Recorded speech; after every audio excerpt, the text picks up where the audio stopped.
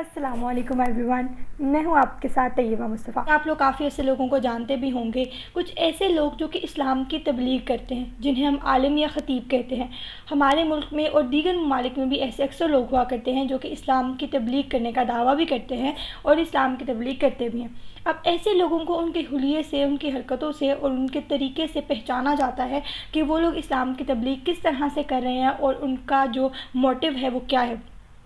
اب ایسا ہی ایک شخص ہمیں دیکھنے کو ملتا ہے ترکی میں، جو کہ کہتا ہے کہ میں اسلام کی تبلیغ کرتا ہوں، اور وہ صرف اس کا دعویٰ ہی نہیں ہے بلکہ اس سے ہزاروں لاکھوں کی تعداد میں لوگ ہیں جو اس کو سننے اور ماننے والے ہیں۔ اب وہ شخص ہے جیل میں۔ اب آپ لوگ سوچ رہے ہوں گے کہ وہ شخص جیل میں کیوں ہے، اگر وہ اسلام کی تبلیغ کرتا تھا اور وہ ایک اللہ کا نیک بندہ تھا اور وہ اسلام کو پھیلا رہا تھا۔ تو جناب اس کی وجہ کچھ یہ تھی کہ اس پہ یہ مقدمہ درج کیا گیا کہ اس نے کافی خواتین کو ہراساں کیا، اس کے ساتھ ساتھ اس پہ کروڑوں روپے کا فراڈ کا بھی الزام تھا۔ اب ایک ایسے انسان پر جو کہ کہتا ہے کہ میں اسلام کی تبلیغ کرتا ہوں، اس پہ اتنے بڑے مقدمات کس طرح ہو سکتے ہیں؟ ناظرین، جب میں نے خبر سنی میں بھی پریشان تھی کہ آخر ایسا کیسے ہو سکتا ہے، لیکن جب میں نے اس شخص کی، یعنی وہ شخص جو کہتا تھا کہ میں اسلام کی تبلیغ کرتا ہوں، اس شخص کی جب میں نے تصاویر دیکھی تو میں خود حیران رہ گئی تھی کہ آخر اگر یہ شخص کہتا بھی تھا کہ میں اسلام کی تبلیغ کرتا ہوں، میرے پاس منفرد اسلام ہے، جو اسلام میرے پاس ہے وہ کسی کے پاس نہیں ہے، تو لوگ اس پر یقین ہی کیسے کرتے تھے؟ اس کی جب تصاویر میں نے کچھ دیکھی تو وہ شخص جب اسٹیج پہ جاتا تھا اسلام کی تبلیغ کے لیے، لوگوں کو کچھ سمجھانے جاتا تھا، تو وہ اپنے ساتھ کافی خواتین لے کر جاتا تھا۔ اسٹیج پر اس کے ساتھ جو خواتین ہوتی تھیں وہ نیم برہنہ حالت میں ہوا کرتی تھیں اور وہ خواتین میں گھرا ہوا رہتا تھا اور اسی دوران وہ اسلام کی تبلیغ کرتا تھا۔ مطلب اگر یہ شخص اس طرح کر بھی رہا ہے تو وہاں پہ رہنے والے لوگ آخر اس شخص پہ یقین کیسے کر سکتے ہیں، اس شخص کو کیسے مان سکتے ہیں؟ کیونکہ وہ شخص، اس شخص کو سننے والا کوئی ایک، دو یا تین لوگ نہیں تھے، کوئی ہزاروں میں لوگ نہیں تھے، بلکہ لاکھوں کی تعداد میں لوگ تھے جو اسے مانتے تھے، اس کو سنتے تھے، یعنی اس کا پورا ایک گروہ تھا۔ اس شخص کے ساتھ اس کے 160 جو تھے وہ سٹاف ممبرز بھی تھے جو کہ اسے اس چیز میں سپورٹ کر رہے تھے۔ اب اس کے ساتھ ساتھ اس نے ہزاروں خواتین اپنے ساتھ رکھی ہوئی ہوتی تھی۔ اب ایسا ایک شخص جو اتنی خواتین میں ہر وقت گھرا رہ رہا ہے اور ان کے ساتھ رہ رہا ہے، اور وہ اس بات کا اظہار بھی سوشل میڈیا پہ کر رہا ہے کہ خواتین کے لیے میرے دل میں کافی محبت ہے، اور محبت کا ایک انسان کے دل میں ہونا اسے انسان بناتا ہے۔ ٹھیک ہے، انسان کے دل میں محبت ہونا اسے انسان بناتا ہے، لیکن آپ کی حرکتیں، آپ کا حلیہ، یہ چیز میٹر کرتی ہے کہ آپ کیا کر رہے ہو، آپ اسلام کی تبلیغ کس طرح سے کر رہے ہو۔ اور اس انسان کو تو دیکھ کے اس بات کا صاف اندازہ ہو جاتا ہے کہ وہ کہیں سے بھی اسلام کی تبلیغ کرنے والا نہیں لگ رہا تھا۔ اور مجھے تو حیرانی ہے ان لوگوں پہ، خاص طور پہ ترکی کے لوگ۔ کوئی اور ملک ہوتا، کسی اور جگہ کے لوگ ہوتے تو شاید میں مان لیتی کہ شاید وہ بھٹک گئے، انہوں نے اس کو تسلیم کر لیا، اس کی بات کو ماننا شروع کر دیا اور اس کو فالو کرنا شروع کر دیا۔ لیکن ایک ترکی جیسا ملک جو کہ اسلامی ملک ہے، جہاں پر اسلام کے روایات کو جو ہے مد نظر رکھا جاتا ہے، خیر اب تو کافی حد تک، بلکہ پچھلے دنوں کافی حد تک جو یورپین کلچر تھا وہ ترکی میں آ چکا تھا، لیکن طیب اردگان کے آنے کے بعد ترکی میں کافی حد تک چینجز آئی۔ انہوں نے ترکی کو واپس، جو سلطنت عثمانیہ کا ایک دور تھا، جو اسلامی روایات کا جو ہے کافی سلسلہ جاری تھا، وہ اس کی طرف ترکی کو واپس لے کر جانا شروع ہو چکے ہیں، کیونکہ جو اسلامی روایات تھیں ترکی میں وہ کافی حد تک ریپلیس ہو چکی تھی یورپین کلچر سے، اور وہ کافی یورپ کی طرح ہی بنتا جا رہا تھا۔ اب اگر ہم لوگ ترکی کو دیکھتے ہیں تو وہ ہمیں لگتا نہیں تھا کہ ایک اسلامی ملک ہے، لیکن طیب اردگان کے آنے کے بعد اس میں کافی حد تک چینجز آئی۔ انہوں نے کافی جگہوں کو مسجدوں میں کنورٹ کیا، انہوں نے کافی پبس کو بند کروایا اور کافی کچھ ایسی چیزوں پر پابندی عائد کی جو کہ اسلام میں جائز نہیں تھی، جس کے بعد اب یہ تصور کیا جا سکتا ہے کہ ترکی واپس جو ہے وہ اپنی ایک جو اسلامی ایک حیثیت تھی اس کی طرف واپس آ رہا ہے۔ خیر یہ تو ایک بیک گراؤنڈ کی بات تھی، لیکن میں واپس آتی ہوں اپنے موضوع پہ، اور ہمارا موضوع تھا وہ ایک شخص جو کہ کہتا تھا کہ میں اسلام کی تبلیغ کر رہا ہوں۔ اس کا نام تھا عدنان اوکتان۔ عدنان اوکتان اس شخص کا نام تھا، اور اسے ہارون یحییٰ بھی لوگ اکثر کہا کرتے تھے۔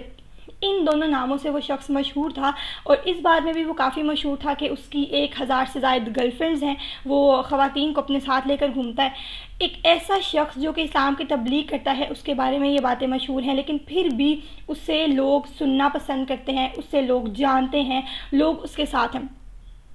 وہ شخص تو تھوڑا سر پھرا ہو سکتا ہے کہ اس کا دماغی توازن تھوڑا ہلا ہوا ہو، لیکن وہ باقی لوگ جو اسے سن رہے ہیں وہ آخر اس پر کیسے یقین کر سکتے ہیں؟ ان کی تو سوچ سمجھ کام کر رہی ہے نا کہ وہ شخص کیا کر رہا ہے، وہ شخص کیا ریپرزینٹ کر رہا ہے، انہیں تو آخر اس چیز کا دھیان رکھنا چاہیے۔ خیر، دوسری جانب اس شخص نے اپنے آپ کو بچانے کے لیے کیا کیا، 5,000 سے زائد لوگوں پر اس نے ڈیفیمیشن کا کیس فائل کر دیا۔ اب ڈیفیمیشن کا کیس ہوتا ہے حتیٰ عزت کا، جسے ہم لوگ کیس کہتے ہیں، یعنی کہ آپ لوگ اگر کوئی شخص اس پر تنقید کرتا تھا یا اس پر کوئی تنقیدی آرٹیکل لکھتا تھا، کوئی انالیسس دیتا تھا، کوئی بھی نیگیٹو ریویوز دیتا تھا، وہ اس شخص پر ڈیفیمیشن کا کیس فائل کر دیتا تھا کہ یہ شخص جو ہے وہ مجھ پہ تنقید کر رہا ہے، مجھے بدنام کرنے کی کوشش کر رہا ہے، جبکہ ایسا نہیں تھا، وہ سچ میں ہی بدنام تھا، کیونکہ ٹرکی کے ہی ایک میگزین میں اس کے بارے میں یہ شائع کیا گیا تھا کہ ہی از دا نوٹوریس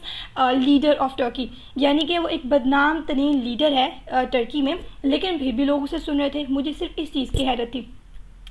اس کے بعد اس نے 1,000 سے زائد ویب سائٹس کو بھی بند کروا دیا جس پہ اس کے بارے میں غلط باتیں کہی جاتی تھی، لوگ اس کا انالیسس کرتے تھے، ریویوز دیتے تھے، اس کے بارے میں غلط ریویوز دیتے تھے، تو وہ ان ویب سائٹس کو بھی بند کروا دیتا تھا، یعنی کہ اتنی پاور اس شخص میں تھی۔ اب خیر، اس شخص نے 5,000 سے زائد لوگوں پر یہ کیس کروا دیا کہ یہ لوگ مجھے بدنام کرنے کی کوشش کر رہے ہیں، حتیٰ کہ عزت کا کیس فائل کر دیا گیا، اور دوسری جانب اس نے 1,000 سے زائد ویب سائٹس کو بھی بین کر دیا جو لوگ اس کے بارے میں ریویوز نیگیٹو دے رہے تھے، آرٹیکلز لکھ رہے تھے، اس نے ان لوگوں کو بھی بین کر دیا کہ یہ لوگ میرے بارے میں غلط باتیں جو ہیں وہ لکھ رہے ہیں۔ اسے ڈر تھا کہ کہیں میں پکڑا نہ جاؤں، کہیں میرے بارے میں غلط بات کوئی فیمس نہ ہو جائے، اس ڈر سے اس نے وہ ویب سائٹس کو بین کروا دیا۔ لیکن خیر، وہ پاور جو اس کے پاس تب تھی وہ اب اس کے پاس نہیں رہی،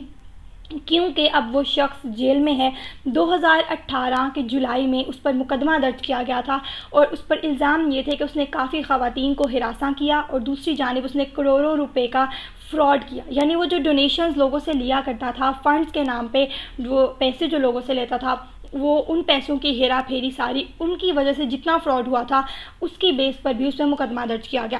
خیر، اس سارے مقدمے کو تب درج تو کر دیا گیا، لیکن اب 2021 میں اس مقدمے کی بیس پر اسے سزا دی گئی، یعنی اسے 1075 جو ہے وہ سال کی سزا سنائی گئی۔ اب وہ جیل میں ہے۔ اب اس پر جب مقدمہ درج کیا گیا تو ایک خاتون نے اس پر یہ الزام عائد کیا، بھی الزام نہیں، یہ حقیقت ہی ہو سکتی ہے، ان کا کہنا یہ تھا کہ اس شخص نے مجھے ہراساں کیا۔ اب اس خاتون کے بعد کتنی خواتین نے اسے دیکھتے دیکھتے ہی آواز اٹھائی اور اس شخص کے بارے میں یہ شکایت درج کروائی کہ اس شخص نے ہمیں بھی ہراساں کیا، اور کتنے پیسوں کی جو ہیرا پھیری تھی، کتنے پیسوں کا جو فراڈ تھا وہ بھی اس شخص کے نام تھا، جس کی بنیاد پر اسے سزا دی گئی۔ اب یہ شخص جیل میں ہے۔